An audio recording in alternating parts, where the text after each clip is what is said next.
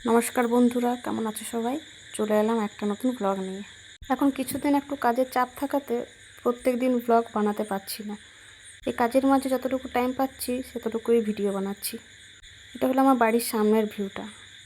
তো সকাল সকাল ঘুম থেকে উঠে চলে গেছিলাম বাজারে একটু, যেহেতু গোটা শ্রাবণ কিছু মাছ মাংস খাওয়া হয়নি। আমার বর ডিউটি যাওয়ার সময় আমাকে দোকানে নামিয়ে দিল। আমি একটু মাছ সংসারে টুকিটাকি জিনিসপত্র কিনে টুকটুক করে হাঁটতে হাঁটতে ঘর চলে এলাম। এখানে না দোকানপাতি খুবই সামনে, তো নিজে নিজেই চলে যাওয়া যায়। এই ঘর শিফট করাতে এত কাজ ছিল যে কিছুদিন কাপড় জামা কিছু ধুতেই পারিনি। তো যেগুলো খুবই দরকারি সেগুলো একটু ধুয়ে নিলাম। আর যেহেতু বৃষ্টি পড়ছে, ছাদে যাওয়ার কোনো উপায় নেই, তো ঘরেই একটু ব্যালকনিতেই মেলে দিলাম। তো এত সুন্দর হাওয়া দেয় যে রোদে যাবার দরকারই নেই, শুকিয়ে যায় সঙ্গে সঙ্গে।